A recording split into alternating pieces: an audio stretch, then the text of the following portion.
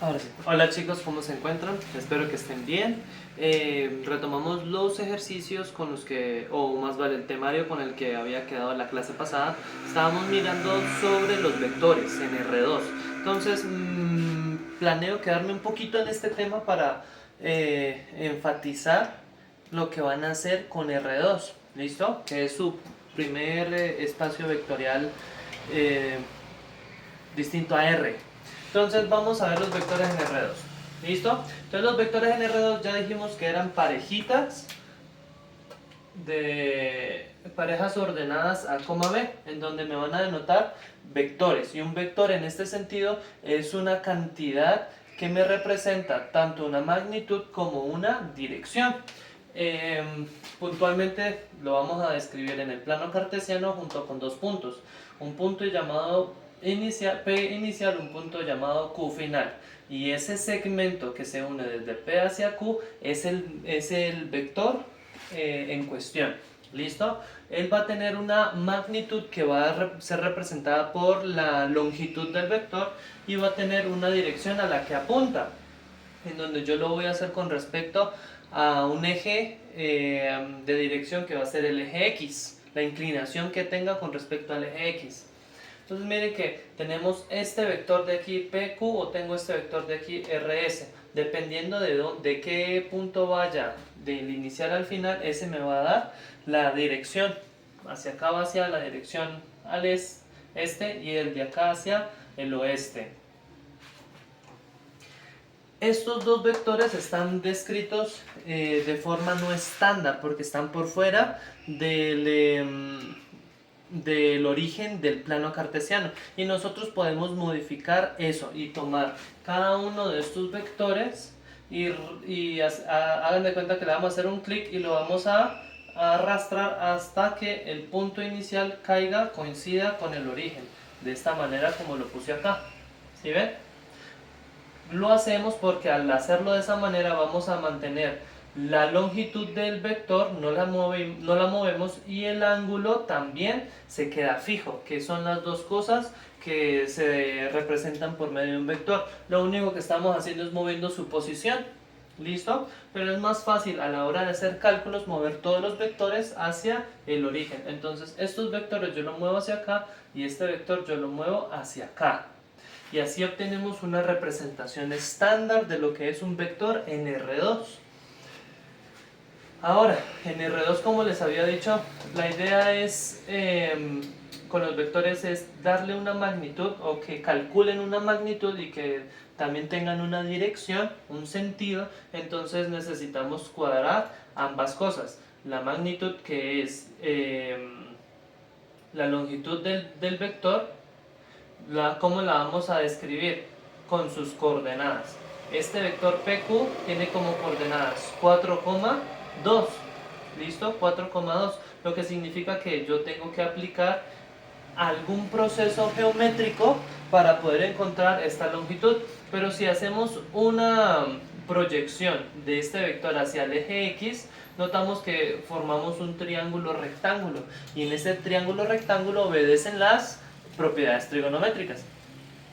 En este caso, como tenemos un triángulo rectángulo con dos catetos conocidos, podemos hallar la hipotenusa utilizando el teorema de Pitágoras. Entonces Pitágoras me dice que la hipotenusa al cuadrado es igual a la suma de sus catetos. Así que yo puedo definir la magnitud, que en este caso lo puedo escribir con unas barras como si fuera valor absoluto, pero eso es la norma de un vector. La puedo definir como la raíz cuadrada de la componente a al cuadrado más la componente b al cuadrado. En este caso particular sería 4 al cuadrado más 2 al cuadrado aquí.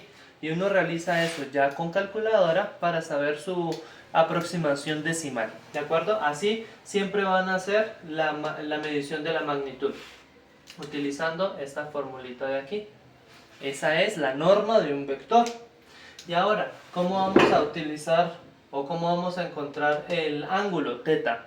Este ángulo teta yo lo puedo encontrar de nuevo utilizando herramientas trigonométricas porque tenemos un triángulo y este triángulo me dice que con el ángulo lo puedo relacionar con las funciones trigonométricas, en especial con la tangente, porque la tangente de un ángulo siempre, en el triángulo rectángulo siempre va a ser cateto opuesto sobre cateto adyacente y esos son los valores que generalmente vamos a obtener.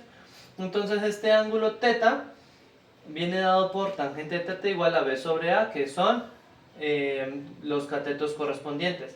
Y para encontrar a teta, yo lo que tengo que hacer es despejar la función. Como es una función tangente, tengo que pasarla al otro lado con la función inversa.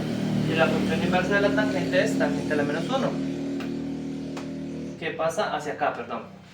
Tangente a la menos 1. Así teta lo voy a escribir como tangente a la menos 1 de b sobre a.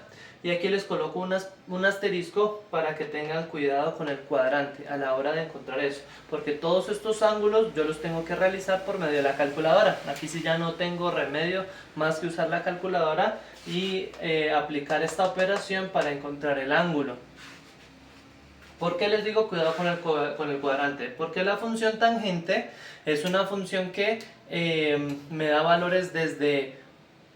la tangente de la menos 1 me da valores desde menos pi medios hasta pi medios. Es decir que solamente me van a dar valores que están en el cuadrante 1 y en el cuadrante 4. Mientras que en los cuadrantes 2 y 3 no me van a dar un resultado fijo. Notemos aquí, si yo tengo este vector 2, 2 con el ángulo teta 1, ¿cómo hallo el teta 1? Hago tangente a la menos 1 de b, que es la altura, 2 sobre a, que es 2.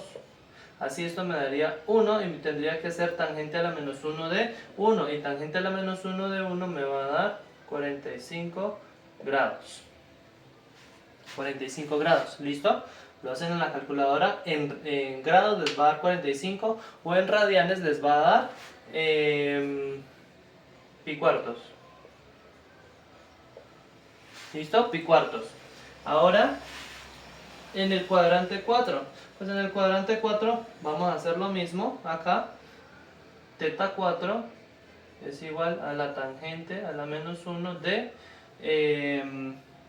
hacemos hacia acá, hacia el eje X, y así tenemos este como A y este como B. Entonces debo colocar B, que es menos 4 sobre A, que es 4, aquí me va a dar menos 1 y esto me va a dar menos 45 grados o pi cuartos, menos pi cuartos. Y claro, como estamos midiendo de aquí hacia acá, pues es exactamente negativo porque se va en dirección a las manecillas del reloj. Entonces, entre este y este no hay problema con la función tangente a la menos 1 desde la calculadora. El problema ya radica, por ejemplo, en estos valores de acá, donde estamos en el cuadrante 3 y en el cuadrante 2, porque aquí me van a dar ángulos parciales. ¿Listo? ¿En qué sentido? Voy a borrar.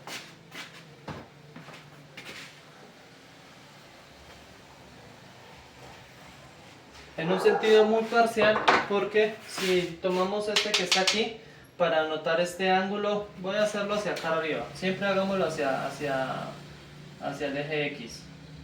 Entonces ya no voy a dejar teta aquí, sino que voy a dejar teta aquí, teta 3. Entonces si lo proyecto hacia X, vamos a tener este como A y este como B. Entonces teta 3, según la gráfica, según la fórmula, tendría que ser tangente a la menos 1 de B menos 3 sobre A, que es menos 3. En este caso me daría 1, y ya dijimos que la tangente a la menos 1 de 1 era pi cuartos.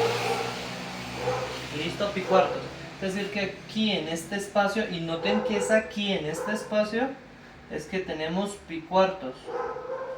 Pero en realidad este no es el ángulo de dirección del vector, porque el ángulo siempre se va a medir desde acá, que es el eje X, dando la vuelta hasta llegar acá.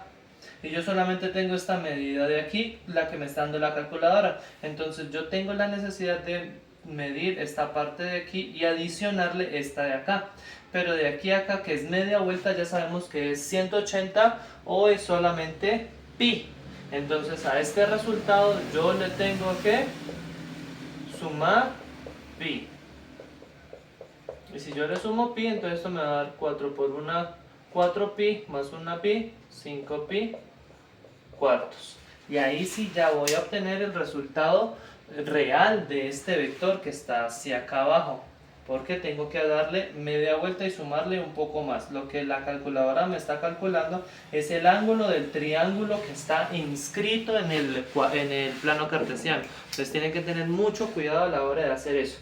Lo mismo sería con este. Entonces en vez de hallar este aquí o este por acá, entonces hay que adicionarle 90 más otro pedacito más. ¿Listo? Entonces estén pendientes de cómo están haciendo los ejercicios para calcular bien los ángulos. Y ya saben, cualquier cosa me pueden preguntar en asesoría si hay algunos ejercicios que no entienden. ¿Vale? Entonces dejamos el video hasta allí y nos vemos en la próxima. Vamos.